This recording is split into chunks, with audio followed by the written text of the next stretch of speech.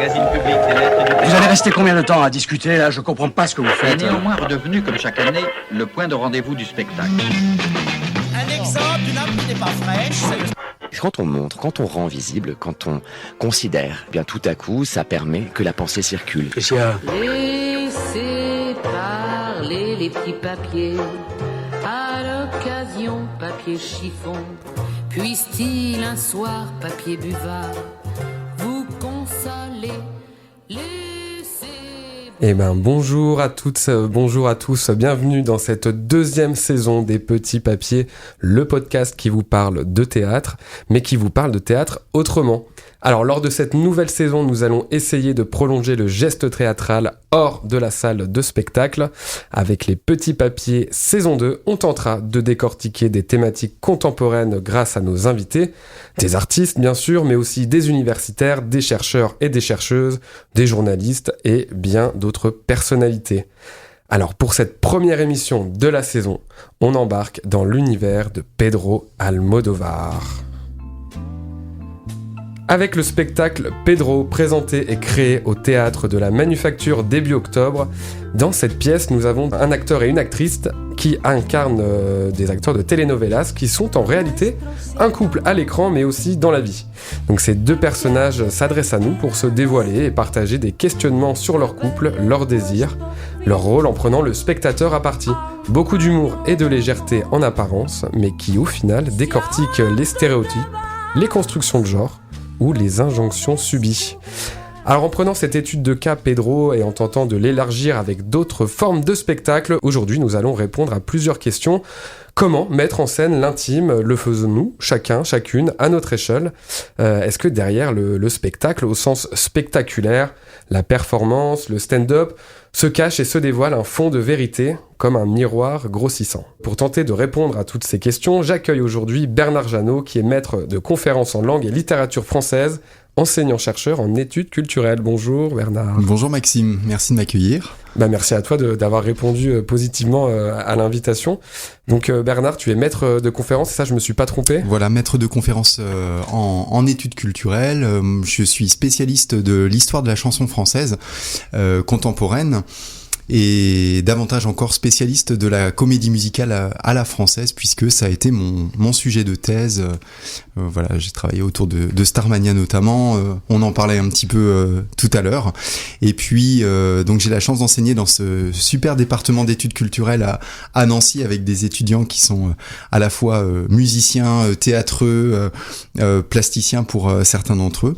Voilà, je donne quelques cours sur le genre aussi. Je me suis spécialisé aussi dans la question des masculinités. Et puis par ailleurs, je suis aussi comédien professionnel. Je travaille dans une troupe, dans une compagnie pro, voilà, qui est basée en Anjou, dans les Pays de Loire. Donc premier invité, tout trouvé pour répondre à ces questions. Merci encore d'avoir répondu à l'invitation. Merci d'avoir aidé aussi à préparer l'émission. Tu es également venu voir le spectacle que j'ai cité en intro. Alors pour qu'on soit tous un peu sur un même pied d'égalité, je vous ai apporté un petit extrait de la pièce avant de commencer ce premier épisode.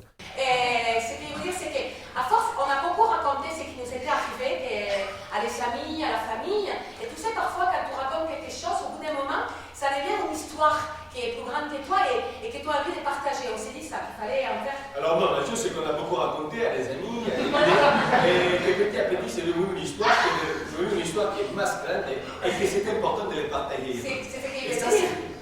C'est ce qu'il vient de dire. Si, hein? Il a dit exactement la même chose. Allez, est-ce que tu peux arrêter de faire ça? C'est que ça lui fasse beaucoup. Excusez-moi. Tu arrêtes de faire ça.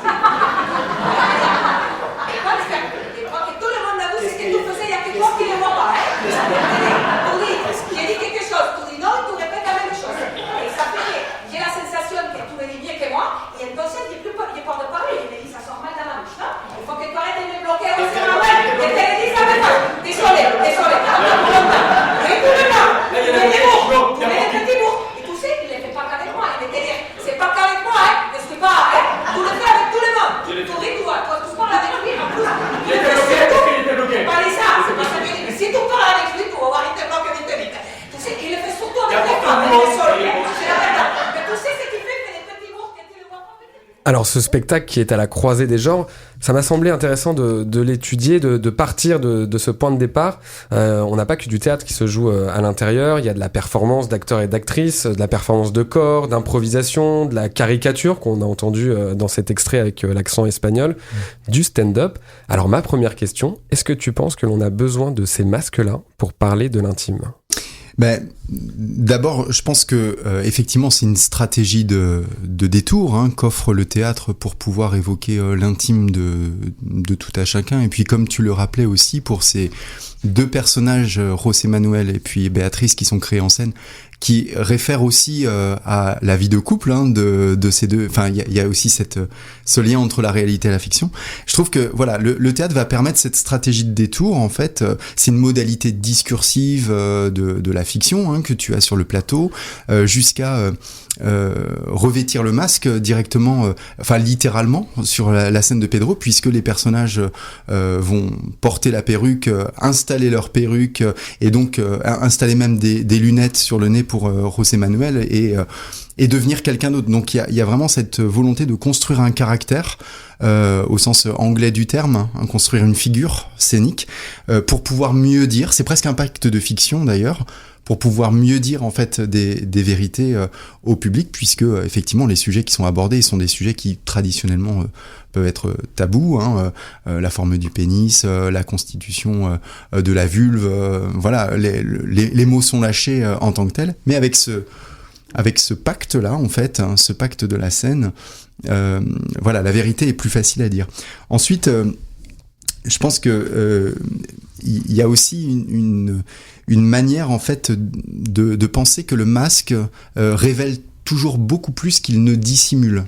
C'est-à-dire que, mais ça depuis toujours dans les études culturelles, en fait, on le constate, c'est ce qu'on pourrait appeler des vérités fictionnelles. C'est-à-dire que, mine de rien, on est quand même mis, je dirais, à distance par rapport en fait à ces sujets-là. Malgré tout, ils nous touchent, on se projette dedans, on s'y identifie, mais en quelque sorte, on est mis à distance de ces sujets-là parce que, voilà, il y a la barrière de la scène, et puis ce sont les vérités de personnages en quelque sorte, est-ce qu'ils font appel à notre intimité profonde à nous?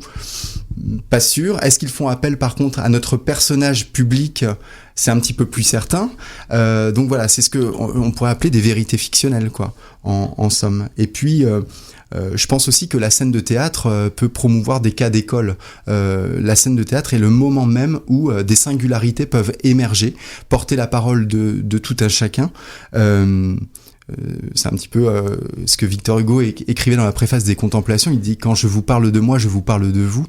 Mais c'est toujours une singularité presque héroïque, en quelque sorte, qui est présentée. Donc le théâtre a cette capacité-là, effectivement, à parler de tous, mais en ciblant une individualité, en se disant c'est tout à la fois vous, mais il y a quand même cette distance fictive, et sachez que sous le masque, en fait, il y a une vérité du masque qui est proposée par le théâtre. Et c'est une vérité générale, j'ai envie de dire, on a l'impression que c'est une vérité générale du théâtre depuis le théâtre antique, en fait.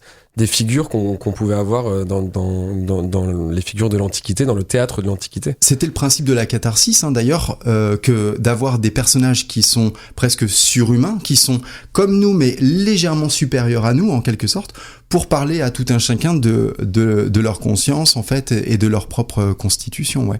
Et ce que je trouve très intéressant dans ce spectacle-là, c'est que l'intimité aussi qui est révélée, enfin, l'intimité en tout cas qui est révélée, elle est construite par une intimité qui se fonde avec le public aussi.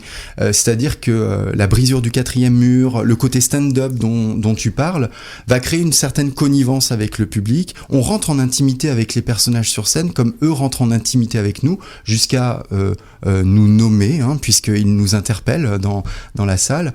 Et l'intimité dont il est question, finalement, dépasse leur personnage propre, quoi. C'est une intimité de tous, une intimité partagée, puisque on fait corps avec entre la scène et la salle, quoi. Et puis tu parles de quatrième mur qui est brisé, il est carrément explosé vu qu'il y a une intention directe envers le public dès le début. Le spectateur est pris à partie, il joue, il y a une énorme connivence même entre Béatrice, la comédienne principale, et le public.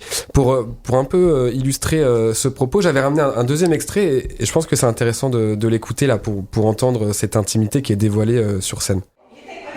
Imagine, tu rentres dans un espace qui est vide, qui n'a pas de murs, il n'y a même pas de porte. Tu es dos.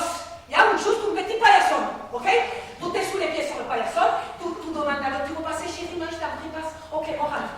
Tu rentres dans l'espace vide, et là, qu'est-ce que tu fais? Tu as des émotions, tu as des perceptions qui se mélangent dans l'espace vide, qui font une petite danse, comme une petite rumba, et puis tout d'un coup, ensemble, à dos, on n'est pas toujours d'accord, hein, c'est pas ça qu'il y a dit non plus, hein, mais à dos, tu décides, tiens, moi je vais très bien là où la tapisserie de Maya là, et moi je vais très bien là les petits rideaux, la petite lampe vintage que j'adore, toi. Bon, et petit à petit tu construis un espace à deux. Mais toi, ce que tu fais, Carino, ce que tu fais, c'est que tu vois pas qu'il y a quelqu'un qui attend à côté de toi, tu t'essuies pas les pieds sur le paillasson, tu as de la terre plein les godasses, tu en fous partout. Tu décides que tu mets du rouge, de la moquette rouge, des tapisseries rouges, des rideaux rouges, partout, tu fais ta cosmogonie autour de toi, et tu es tout seul, Rodel. Tu l'as la image ou pas? Donc on a pu entendre dans cet extrait l'intimité du couple qui pourrait parler à tout le monde. Donc, comme on l'a dit, hein, ça peut être dans le stand-up, dans le théâtre de boulevard, dans plein de choses comme ça. Et ce qui me paraît intéressant dans l'extrait que tu as fait écouter, c'est qu'au moment où ils sont en train de parler de l'intimité du couple, avec toutes les références d'un intérieur, etc., puis les habitudes des uns et des autres, en même temps, ils sont en train de parler de la constitution de l'espace théâtral, en fait, hein, et de la constitution du spectacle. C'est très drôle parce qu'elle parle d'espace vide. Elle dit c'est nos deux corps en fait qui construisent la dynamique de la scène. On n'est pas très très loin de Brooke et de Copo en fait, hein. Donc il y a aussi une réflexion un peu métathéâtrale là-dedans, et c'est ça qui me paraît aussi très intéressant dans ce spectacle-là, c'est que les figures sont en train de se construire au moment en fait où le genre des individus est en train de s'expérimenter, quoi.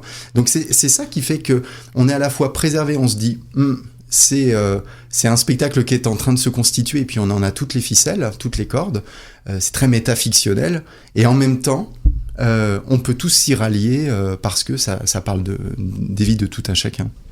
Alors, sur cette première question, on a pu explorer justement ce spectacle, cette étude de cas précise, mais je vais m'en éloigner un tout petit peu. Question que j'aurais pu poser en premier lieu. Pourquoi mettre l'intime sur le devant de la scène? A priori, l'intimité, c'est ce qui est rattaché à l'individu. On pourrait entendre à la sphère privée. Pourquoi la dévoiler à l'autre? À l'autre, au public, hein, plus particulièrement à l'altérité, ouais. D'abord parce que ce type de message, notamment sur la question de la parité des genres, la question de l'inclusion d'un genre dans un autre, etc., mérite que ce soit répété au-delà de la littérature, au-delà du cinéma. Almodovar s'en fait aussi le promoteur. Voilà, que ça passe sur le théâtre, c'est aussi une manière de faire tribune. De manière, directe, plus vivante, plus incarnée, d'une part. Je pense aussi que ces questions-là, on le disait tout à l'heure, le théâtre a pour vocation quand même d'interroger ces questions sociétales, qui sont aussi des questions citoyennes, et qui sont des questions anthropologiques et humaines, puisque c'est un spectacle aussi qui réfléchit sur qu'est-ce que c'est qu'être un être humain, quoi, globalement, et comment on se comporte entre nos corps quand on est deux. Tout le final du spectacle parle de ça aussi. Il y a un truc, une réflexion autour de presque la jeunesse des corps, etc. Ça, c'est une grande fonction du théâtre, en fait, que de parler de la place des hommes, quoi, les uns envers les autres. Et puis le théâtre aussi, à mon avis, il y a une convention aussi, c'est-à-dire que les telenovelas en fait renvoient aussi à la question du burlesque, à la question du vaudeville aussi, à toutes ces conventions de disputes amoureuses en fait qu'on peut avoir, de problématiques de classe, de genre, de rapports sociaux en fait, qu'on peut avoir en fait dans les conventions théâtrales comiques traditionnelles. Donc le théâtre se nourrit aussi de ça. Donc la pratique du spectacle vivant par rapport à de tels sujets est presque un écrin tout trouvé pour aborder en fait ces sujets-là, il me semble. Et ça relève un peu une certaine ambiguïté, j'ai envie de dire, parce que l'intime, c'est ce qu'il y a de plus personnel en nous, en tout cas dans la façon dont on l'entend. Et en même temps, c'est une des choses les plus universelles. Là, pour Pedro, c'est le couple.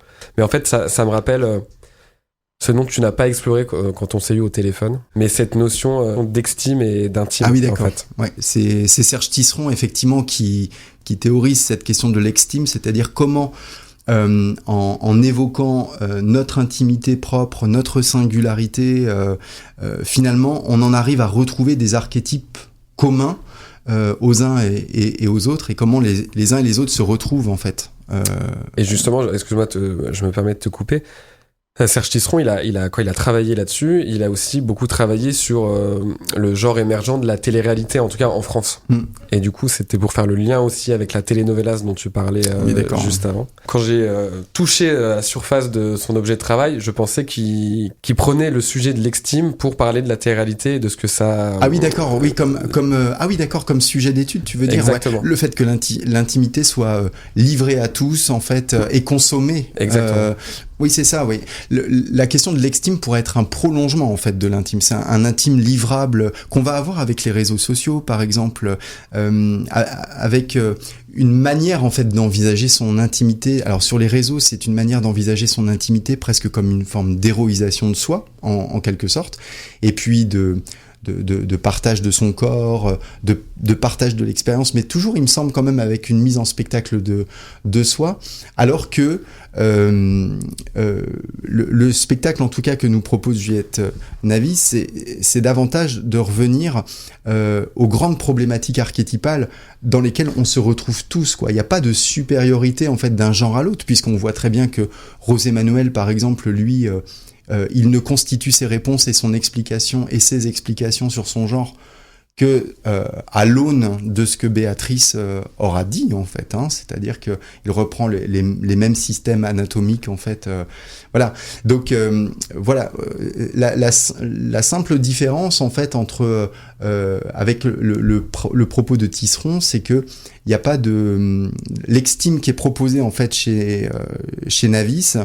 Est plutôt quelque chose qui est de l'ordre du partageable et du communautaire pendant le temps et le lieu du spectacle, contrairement à la télé-réalité où les projections sont des projections idéalisées, en fait, utopiques. Dans les telenovelas, c'est ça aussi, puisque c'est généralement, en fait, à l'image un peu de ce qu'on aura eu aussi aux États-Unis avec Santa Barbara, des choses comme ça, c'est aussi des classes sociales qui sont très très valorisé, on est en fait dans l'hétéronormativité blanche, enfin voilà, il y a quelque chose d'un petit peu presque image d'Épinal, en fait, quoi, dans lesquels on pourrait se projeter mais qu'on ne peut pas partager systématiquement.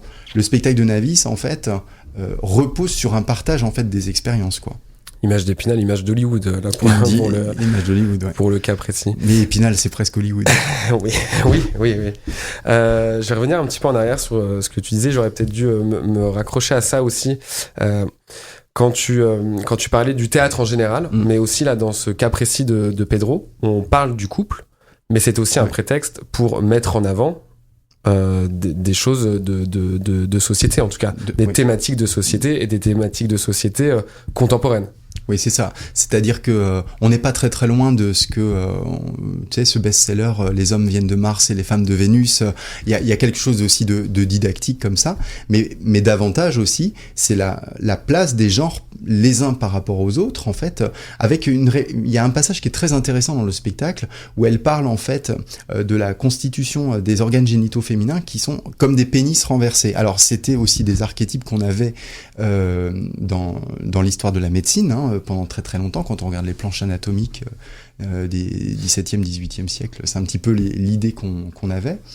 Mais plus que ça, en fait, quand cet archétype-là, on le reprend aujourd'hui, moi, il me semble que c'est une véritable réflexion sur l'inclusion, en fait, et sans mauvais jeu de mots, mais l'interpénétration, en fait, de tous les genres. En fait, si on veut parler d'égalité, il y a vraiment ce transfuge, en fait, cette fluidité, pas au sens en fait identitaire, mais de possibilité de penser en fait que en chaque femme il y a une masculinité et qu'en chaque homme il y a une forme de féminité. Tu vois, il y a vraiment cette réflexion là.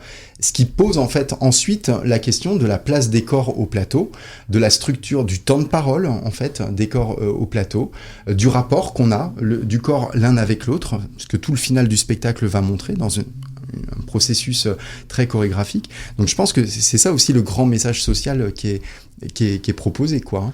C'est là où je faisais le lien, et je sais que je m'écarte de ton domaine de compétences, mais est-ce qu'on peut rapprocher, comment dire, de façon en surface, quoi, de la micro-histoire. Donc je fais un bref rappel. Alors toi, en tant qu'universitaire, tu vas trouver ça aberrant, cette définition. En tout cas, l'idée que je me fais de la micro-histoire, c'est une discipline historique, on va dire, qui est apparue au début du 20e siècle, qui tente de prendre l'histoire par un autre bout de la lorgnette, non plus par les grandes figures ou les grandes batailles ou les grandes personnalités de l'histoire, mais d'aller décortiquer, je sais pas, qu'est-ce qu'on pouvait manger au Moyen-Âge ou en 1650 jusqu'à 1680. De prendre voilà des petits bouts de l'histoire sociale pour essayer de décortiquer ce qu'était l'histoire, quoi. C'est ça exactement. Comme l'égo-histoire d'ailleurs est une manière de penser l'histoire au prisme d'un individu qui a mené son expérience. Je pense particulièrement à ce que fait Jablonka. Voilà, la micro-histoire, l'égo-histoire. En fait, ce spectacle-là fonctionne de la même manière pour deux raisons. Quand on regarde la structure dramaturgique en fait de ce spectacle, on en arrive en fait à penser à ce que c'est qu'être homme. Avec un grand H, quoi, puisque toute la fin est une véritable réflexion sur presque une genèse, sur revenir à un archétype profond d'humanité, etc. Alors qu'on a débuté sur un truc en mode stand-up, sur une dispute de couple, etc. Donc cette évolution dramaturgique-là, c'est exactement la même évolution en fait qu'on pourrait avoir dans la structure de la micro-histoire, quoi. Partir du fait pour arriver en fait vers l'archétype. Les telenovelas, elles fonctionnent de cette manière-là aussi, c'est-à-dire que finalement, dans les épisodes, dans la sérialité qui nous est proposée, en fait, dans la problématique, la micro-problématique de couple, en fait, t'as toute une réflexion sur anthropologiquement comment on vit, quel est le reflet de la France ou du monde ou des États-Unis ou de l'Espagne des années 90 comme des années 50, puisque c'est né dans les années 50 les telenovelas. Donc voilà, derrière en fait la sérialité, il va falloir retrouver en fait le grand archétype et les clichés en fait. La telenovelas, elle est faite de clichés en quelque sorte. Mais qu'est-ce que c'est qu'un cliché ? C'est un archétype qui s'est complètement sérialisé. Et je trouve que chez Juliette Navis, en fait, du cliché de la dispute que promeut le théâtre, en fait, eh bien, à force de la représenter, de la raconter, à force eux aussi de raconter leurs histoires, comme ils le disent à un moment donné, t'as toute une ligne qui se constitue et tu vas à l'horizon de tout ça, retrouver le grand archétype humain en quelque sorte. Donc c'est là où moi je vois le lien avec la micro-histoire, quoi. Partir du fait pour remonter en fait au supérieur.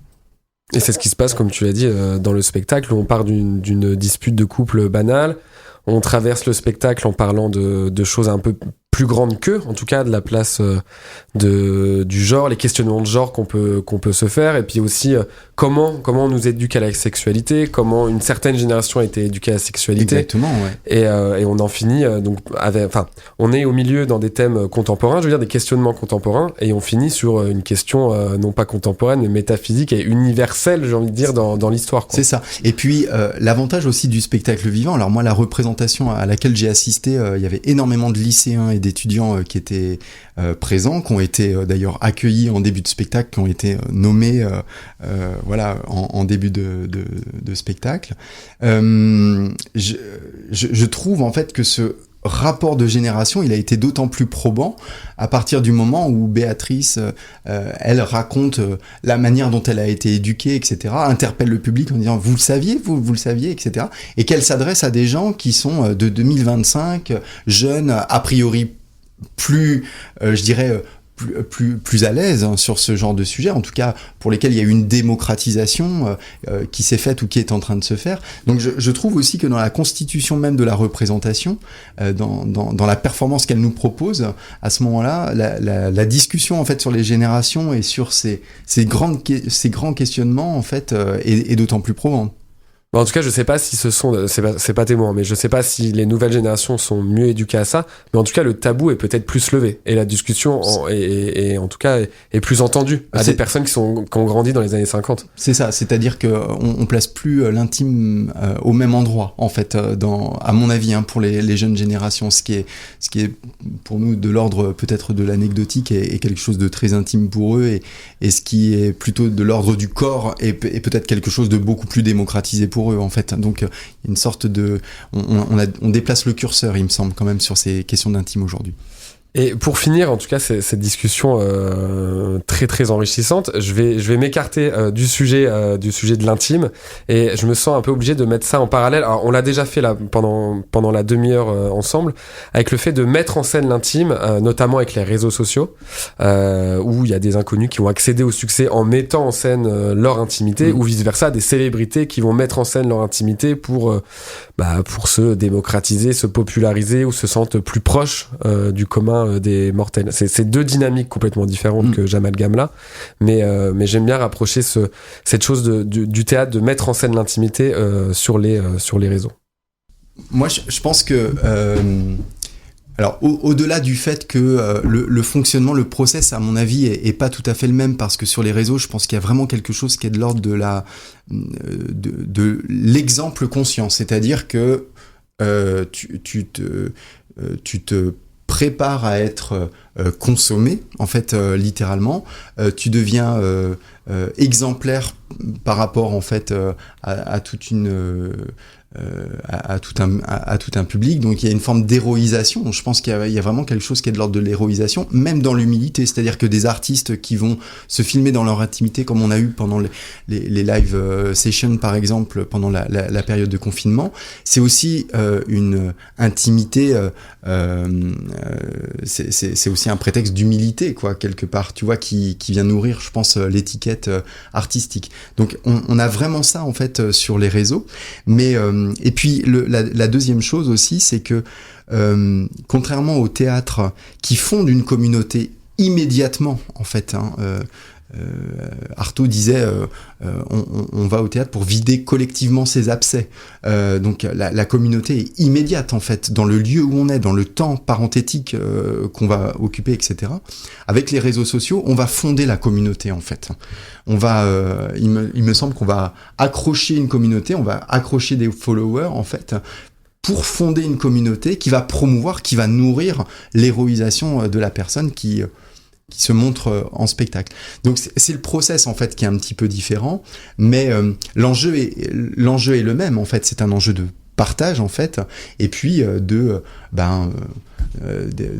d'épuration collective, en fait, des grandes problématiques sociales, en tout cas de tentative de comprendre et de faire comprendre et de domestiquer aussi ces problématiques sociales.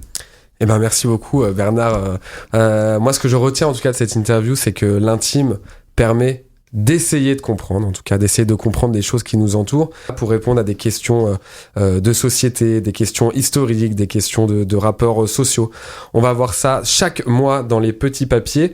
Je sais pas si tu as des œuvres à nous conseiller, je t'en ai pas parlé avant, mais s'il y a des choses qui te viennent en tête pour approfondir le sujet d'aujourd'hui, mais pas que. Alors, il faut lire Serge Tisseron, effectivement, sur l'extime plus particulièrement. Et moi, je ne saurais conseiller que Michel Maffesoli aussi, avec son bouquin Homo Eroticus, parce que, alors bon, c'est aussi très axé sur la question des masculinités, mais c'est comment aussi le genre masculin, en fait, peut revenir aujourd'hui à une connaissance très émotionnelle, très sensuelle, très sensitive de lui-même, pour pouvoir aussi, en se connaissant soi-même, connaître l'autre davantage et contribuer à faire société et ne plus être dans une forme d'hégémonie, en fait, parfois toxique. Eh ben, merci beaucoup Bernard Jeannot, merci pour cette émission. Quant à moi, je vous donne rendez-vous le mois prochain. On va travailler autour du spectacle La Terre, qui est un livre d'Émile Zola qui va être mis en scène par Anne Barbeau au Théâtre de la Manufacture. Je remercie encore Bernard pour avoir préparé cette émission. Je remercie la radio Fadjet pour nous accueillir dans ses locaux depuis l'an dernier. Je vous dis à très bientôt et merci beaucoup.